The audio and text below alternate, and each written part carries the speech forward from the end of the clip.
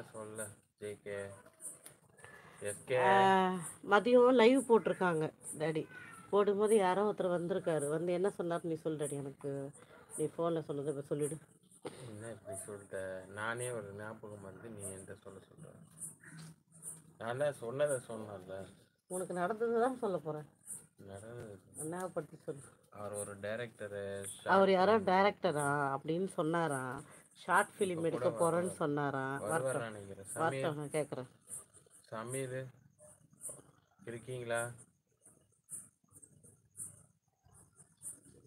என்னது பார்த்துருப்பியே போயிட்டு JK name காட்டுதானே. கிறுக்கு, நான் ஏன் பார்க்குறேன்?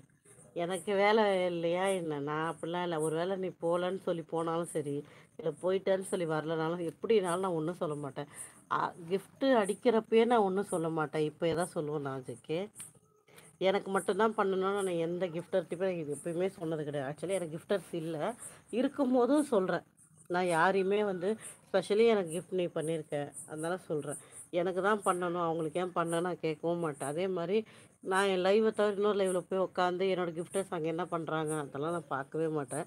முன்னாடியே பண்ண மாட்டேன். இப்போ சுத்தம் அந்த பக்கம் கூட நான் வரல. அது இல்லாமல் எனக்கு அந்த டீம் லீடர்னு இருப்பாங்கள்ல, அவங்க இப்போ யார் இருக்கா யார் இல்லைன்னு கூட தெரியாது. ஸோ அப்போ நான் போட்டும் பிரயோஜனம் இல்லை. அதனால் அதை பற்றிலாம் மைண்ட் பண்ணிக்கிறதே இல்லை ஜெய்கே.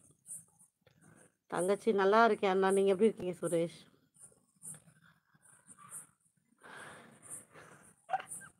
ஆமாம் ஜேகே, அதான் சொல்ல. இப்போ கிஃப்டர் தானே நீ, அதான் சொன்னேன். இல்லை எஸ்கே, அதில் எப்படின்னா கிஃப்ட்டுன்னா இப்போ இது சூப்பர் சேட்லாம் கிஃப்ட் பண்ணுறாங்கல்ல, அதில் வந்து 2 டீம் மாதிரி பிரிஞ்சு போட்டு லலிதா சிஸ்டர் தெரியுமான்னு கேட்டிங்க. தெரியுமா? அப்படி தான் தெரியும். நாங்கள் 2 பேர் போட்டோம்னா சப்போர்ட்டர் இருக்கணும், சப்போர்ட்டில் கிஃப்ட் அடிப்பாங்க. வாழ்க வளமுடன் தானே சகோதரி. நீங்கள் இந்த துறையில் துறை புரியும். நீங்கள் உங்கள் அன்பு குடும்பம் வாழ்க வளமுடன், வாழ்க வளமுடன். Balaguru. Thank you Balaguru brother, thank you so much. ஆமாம், நான் லலிதா சிஸ்டர் தான். அவங்கள பற்றி நேற்று கேட்டாங்க எஸ்கே. அந்த சிஸ்டர் முன்னாடி தெரியுமான்ட்டு அதான் சொன்னேன் நான். மோஜின்னு நாங்கள் லைவ் போடும்போது தான் தெரியும்ன்ட்டு அதை பற்றி சொல்ல. எப்படி இருக்கே ஜேகே? உங்கள் வீட்டில் இருக்க பப்பி நல்லா இருக்கா? அம்மா அப்பெல்லாம் நல்லா இருக்காங்களா? ஆமாம் ஜேகே, ஏன் வர்றது இல்லை? என்ன ஆச்சு உனக்கு? ஏதாவது லவ் ஃபெயிலியர்னா முன்னாடியே சொல்லிடு. இதுதான் ரீசன் சொன்னா. ஒரு வருஷம் போட்டு அதை எடுத்து ஸ்டாண்ட் எடுக்கிறேன். அம்மா எனக்கே முடியலையே, என் கையில் ஒப்படைச்சிட்டு போனா. ஒரு 5 நிமிஷம் பிடிடா, நான் எடுத்துன்னு வந்துடுறேன். போய் எடுடா. ஓ சொல்லு ஜேகே. டாடி சமைச்சிட்டியா? இல்லையே, இன்னைக்கு என் சமையல். இன்னைக்கு சமையல் இல்லை. ஆக்சுவலாக நான் சமைக்கல. சுமியோட சமையல் தான் இன்னைக்கு. நான் சமைக்கலன்னா நேற்றும் சுமி சமையல் தான், இன்னைக்கு சுமி சமையல் தான். நான் சமைக்கிறதா இல்லை. இங்கே வச்சா ரொம்ப ஹைட் ஆகிடுமா ரெடி? இங்கே வச்சா ரொம்ப ஹைட் ஆகிடுமா? சொல்லட்டும்.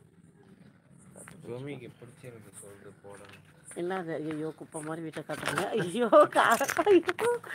வீடை ஜேகே பார்க்கணுன்னுட்டே வீட்டை குப்பை மாதிரி காட்டுறோம். சரி பார்த்துட்டு போட்டோம் போ. குப்பை தொட்டி மாதிரி வச்சுருக்கோம். என்ன பண்ணுறோம்?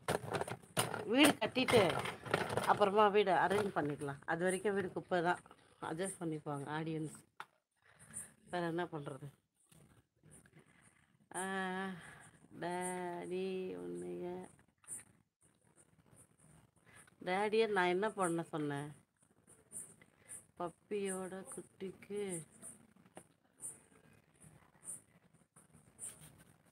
ஐயோ என்ன சொன்னீங்க? Hi hi Vijay Kumar brother. Hello JK, என்னாச்சு ஜேகே? 2 பப்பி இருந்தது வீட்டில். ரொம்ப கஷ்டம் வளர்க்குறவங்க மட்டும். மனசே பார்க்க முடியல. என்னாச்சு? கிட்னி ஃபெயில் ஆகிடுச்சு. ஓ ஆமாம் ஆமாம். அங்கே போய் எதாவது வைக்கிறார் கடவுளில். அங்கங்கே ரோட்டில் சாப்பாடு போடாமல் அதுங்க வயசாகி பாவம் கஷ்டப்பட்டு சாப்பிடுது. ஏதாவது ஒரு ப்ராப்ளம் எப்படியாவது இருந்துக்கிட்டே கடவுள் எல்லாரையும் நல்லா வச்சாலும் ஏதாவது ஒரு குறை இருக்கும். எப்படியாவது ஒன்று ஃபேமிலியில்